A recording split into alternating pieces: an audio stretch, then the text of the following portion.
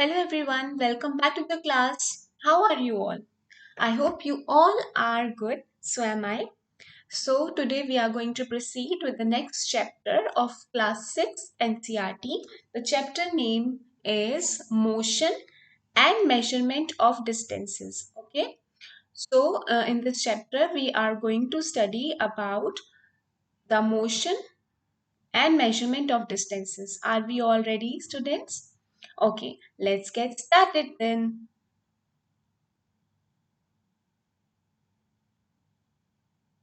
So quickly, I'm going to tell you what we are going to study in this chapter. Okay. So we are in this chapter we are going to study about these things. Okay. So what are these? First one is we are going to study about what is motion. Motion क्या है? हम वो पढ़ेंगे इसमें. फिर हम पढ़ेंगे इस टाइप्स ऑफ मोशंस. कौन कौन से तरीके के मोशंस आपके एनसीईआरटी में है हम वो पढ़ेंगे.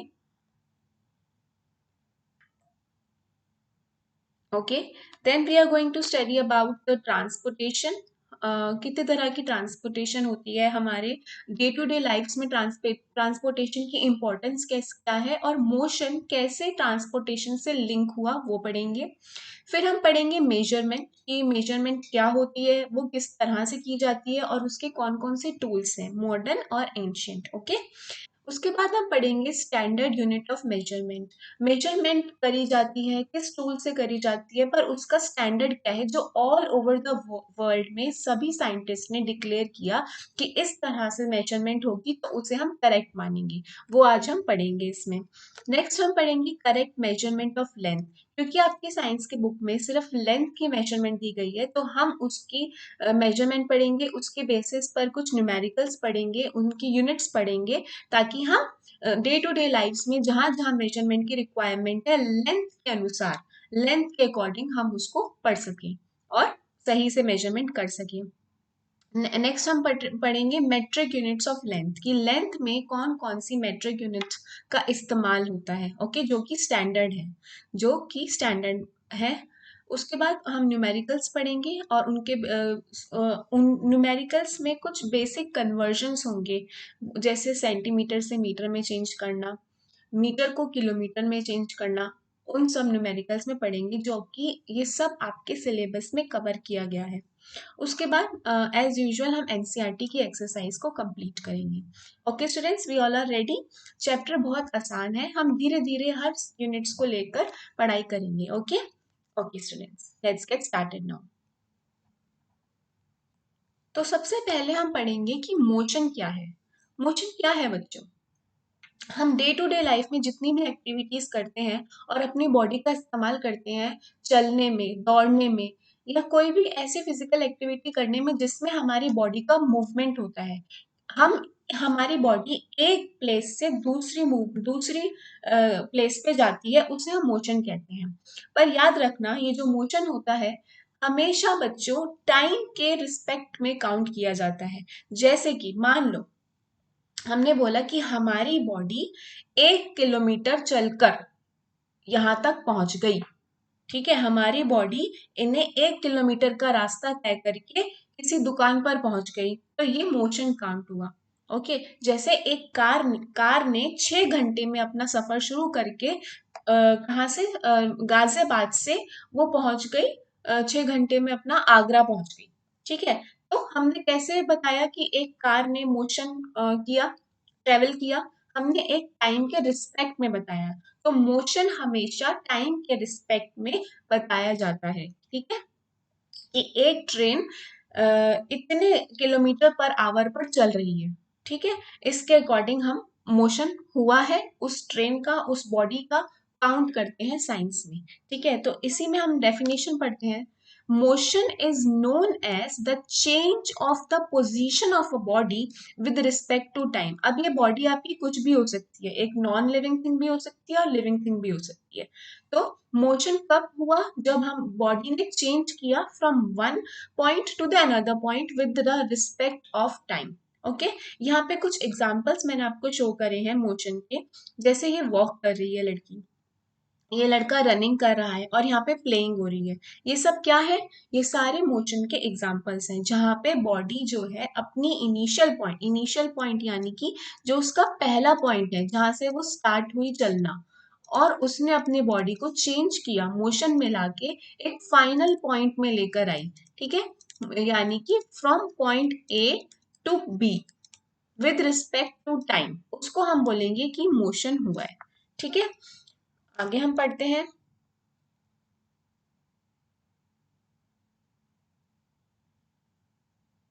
हाँ, तो नेक्स्ट हमारा पॉइंट है टाइप्स ऑफ मोशन। कितने प्रकार के मोशन होते हैं? और ओके, आपके साइंस की बुक में 3 टाइप्स के मोशन दिए गए हैं। Circular circular motion, rectilinear motion और पीरियोडिक मोशन। एक एक करके हम पढ़ते हैं। Circular motion, the motion that always takes place in circular direction. एक ऐसा मोशन जो हमेशा सर्कुलर डायरेक्शन में ही मूव करता हो, हमेशा उसकी डायरेक्शन कैसी है? सर्कुलर है, तो उस मोशन को हम क्या कहते हैं? सर्कुलर मोशन कहते हैं।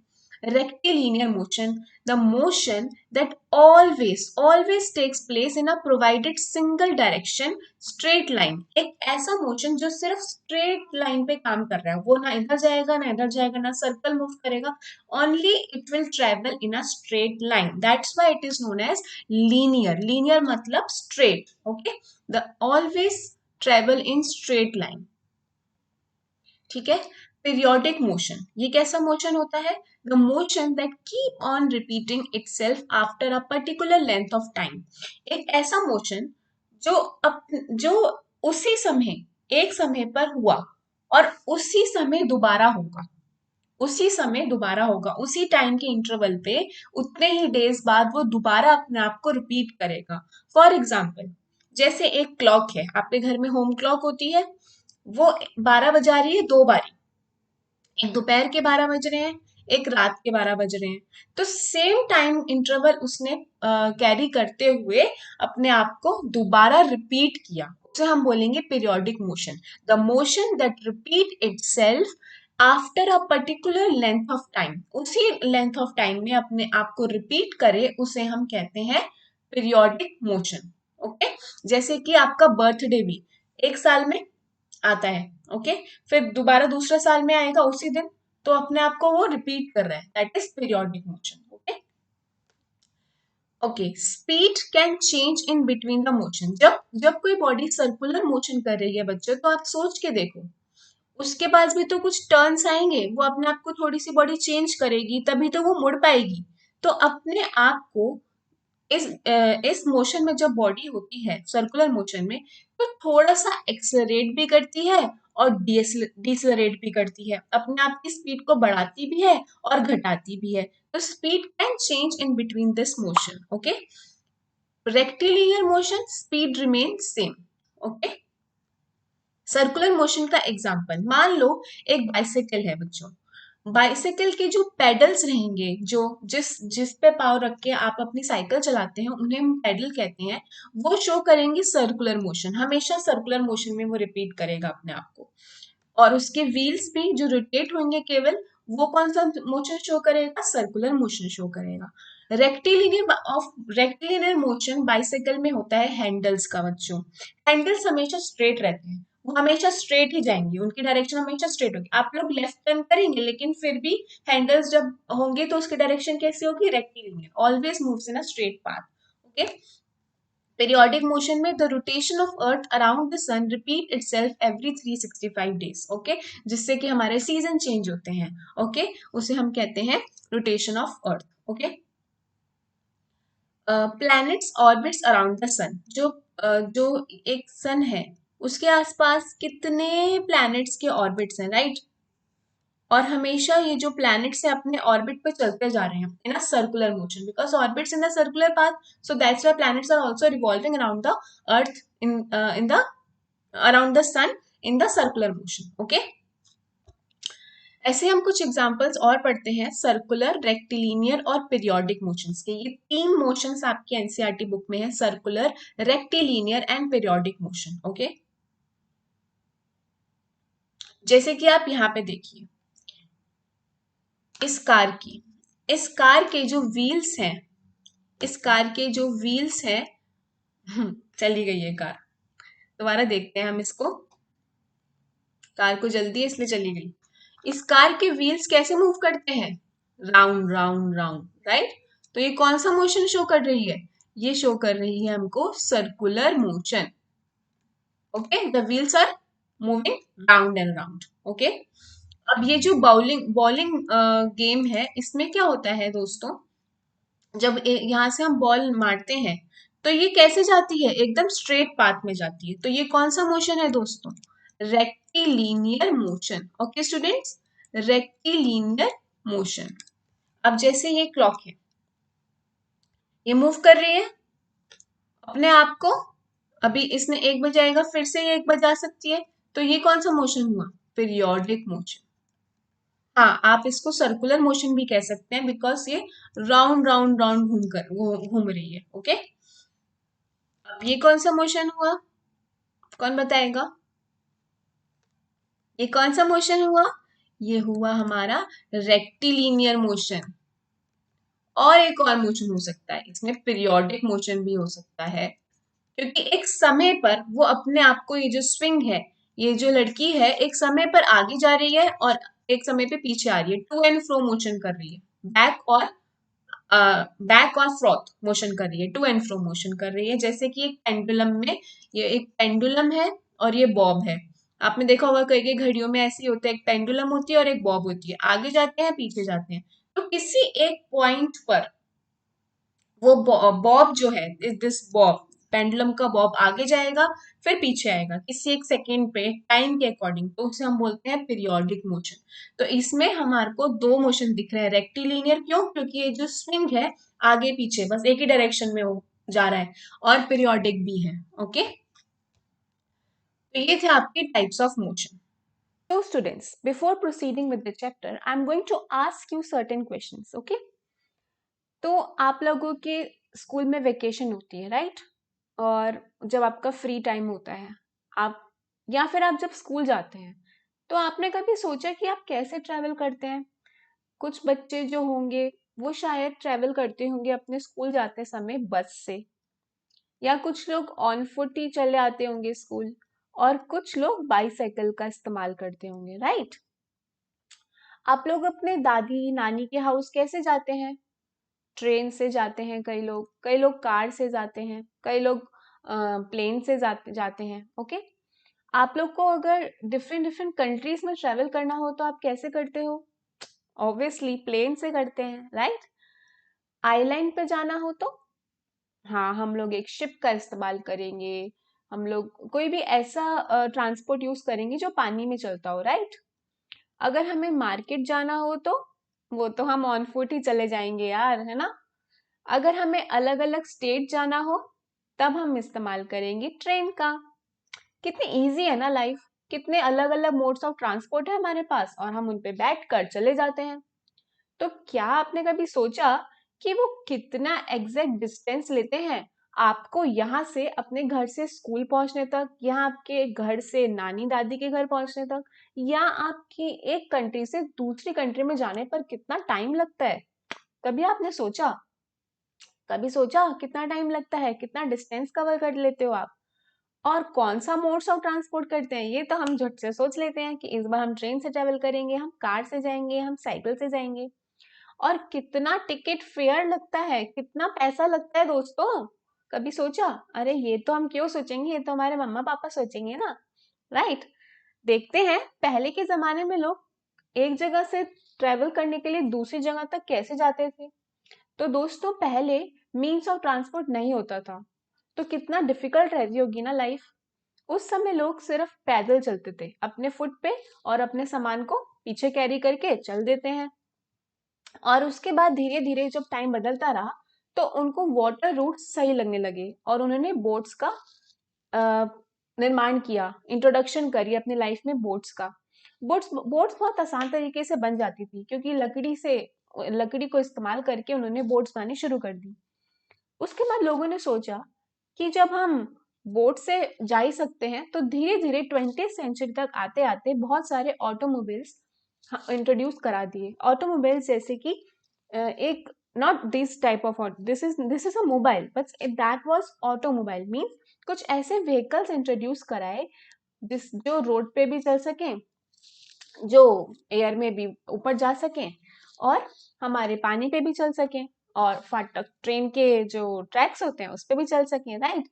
तो ऐसे करते करते 20th सेंचुरी में बहुत सारे मोड्स ऑफ ट्रांसपोर्ट आपके पास आ गए, तभी तो आप दादी नानी के पास जा सकते हैं। तो क्या मैं इसको कह सकती हूँ कि मोड्स ऑफ ट्रांसपोर्ट ने मोशन किया, जिसकी वजह से आप लोग एक जगह से दूसरी जगह जा सके, है ना? राइट तो है। हम पढ़ने वाले हैं ये सारे क्वेश्चंस जो अभी आपने सोचे होंगे कि कितना एग्जैक्ट डिस्टेंस ट्रेवल किया, एक टोटल टाइम कितना लगा, ये सब हम लोग पढ़ते हैं बच्चों। हम लोग कैसे जान पाएंगे कि इतना इतना डिस्टेंस हम कवर करके इतनी दूर आ गए? क्योंकि उसी के बेसिस पे तो आपके टिकट के फेयर लगेंगे ना। जैसे आप चढ़े एक रिक्शा पे, मान लो उसने बोला आपके स्कूल तक वो लेगा 10 रुपीज, उसने किसी किलोमीटर के हिसाब से बनाया होगा ना कि मैं इतना डिस्टेंस ट्रेवल करूंगा तो इतना पैसा मैं लूंगा, है ना। ट्रेन में भी ऐसे ही होता है। हम वो ही पढ़ने वाले हैं।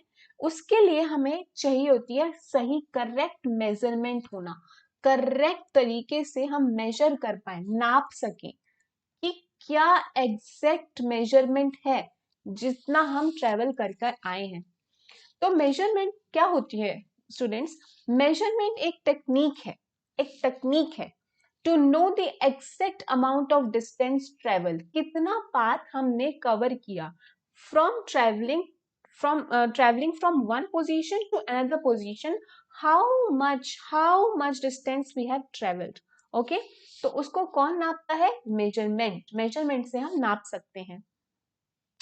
It is an essential technique to express any quantity of objects, distance traveled, things or any event. किसी भी तरह का ऑब्जेक्ट क्यों ना हो, हम उसको भी नाप सकते हैं, हम डिस्टेंस ट्रेवल कर सकते हैं, और कोई भी ऐसा इवेंट हो रहा हो, वो कितनी दूरी पर है, हमें कौन सा ट्रेन, कौन सा ऑटोमोबाइल यूज करना है, कौन सा व्हीकल यूज करना है जो हमें जल्दी पहुंचा दे, तो हम मेजरमेंट से हम लोग वो नाप सकते हैं।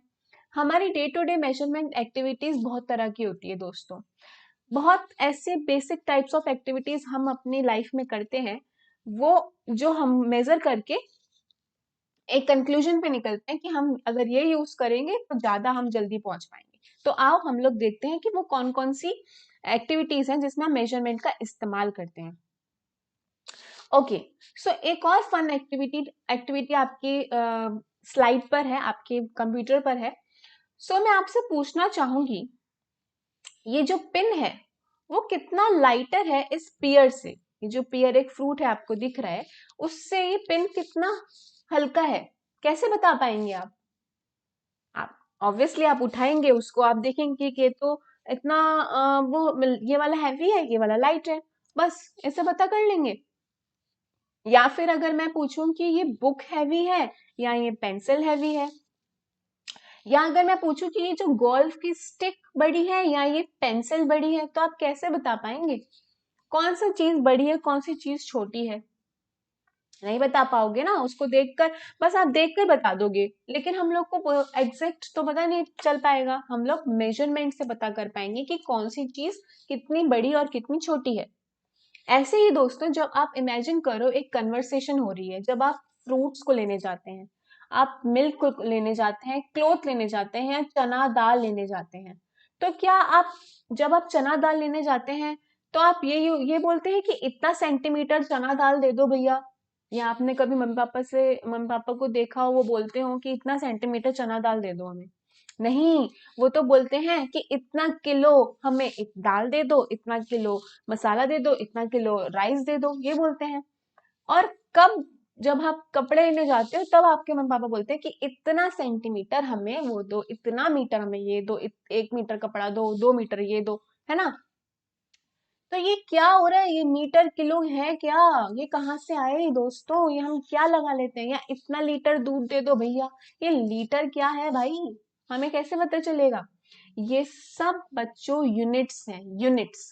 जैसे आपके नाम के आगे सरनेम लगता है ना, आपके नाम के पीछे सरनेम लगता है, उमंग शर्मा, उमंग जैन, या कोई भी आपका रोहित, रोहित शर्मा, रोहित सक्सेना, अग्रवाल, ये सब आपको बता रहे हैं कि हाँ भाई एक ह्यूमन बीइंग का नाम है। ऐसे ही जो क्वांटिटीज होती हैं उसके पीछे भी यूनिट्स लगती है बच्चों, units units units, kilometre, metre, centimetre. और ये कब आ पाती है? जब हम मेजरमेंट करते हैं। ठीक है, तो आइए देखते हैं कि ये मेजरमेंट कैसे करते हैं। तो दोस्तों हमें पता है कि हमारे जो पूरा जो अर्थ है वो 3 फिजिकल स्टेट से बनके बना है, solid, liquid and gas, right. तो इसी की तो हम मेजरमेंट करेंगे। जो सॉलिड सब्सटेंस होगा उसका सरनेम अलग होगा, सरनेम यानी कि यूनिट अलग होगी। अगर वो लिक्विड होगा तो उसका यूनिट अलग रहेगा, अगर वो गैस होगा तो उसका यूनिट अलग रहेगा। अलग फिजिकल क्वांटिटी मतलब अलग फैमिली के अलग सरनेम। तो ऐसे ही अलग अलग फिजिकल क्वांटिटी के अलग अलग यूनिट्स होंगे। ओके, जैसे कि अब ये हमारे पास स्केल है, राइट। आप हम सबके पास रूलर होता है, एक लेंथ का स्केल नापते हो ना आप जिससे। तो उस टेम्परेचर के लिए अलग डिवाइस होता है, थर्मोमीटर यूज करते हैं। और हम लोग टाइम देखने के लिए क्लॉक यूज करते हैं। वेट नापने के लिए हम लोग वेइंग मशीन यूज करते हैं। या कोई भी आपने देखा होगा सब्जी मंडी या सब्जी मंडी वाले भैया के पास ये वेइंग मशीन तराजू होता है जिसपे वो नापता है कि कितने आप लेके जाओगे अपनी सब्जी। और ये हमारे पास मेजरिंग टेप होती है, जब आपको कपड़े लेने होते हैं तो आपकी एक टेलर वो आपको नाप के दिखती है कितना इंच है आपका टमी और कितने अकॉर्डिंग उसको कपड़ा बनाना है। तो अलग अलग फिजिकल क्वांटिटी के अलग अलग यूनिट्स रहेंगे। Different physical quantity we have different units. Okay, जैसे लेंथ, अगर आपको लेंथ नापनी है तो आप रूलर का इस्तेमाल करते हैं। अलग अलग इंस्ट्रूमेंट भी होंगे नापने के लिए, मेजरिंग टेप या रूलर। ओके, और वेट नापने के लिए भी अलग इंस्ट्रूमेंट है। कैपेसिटी यानी कि आपको मिल्क नापना है तो उसके लिए भी अलग है, अलग मेजरमेंट टूल होते हैं। टूल भी अलग, यूनिट भी अलग।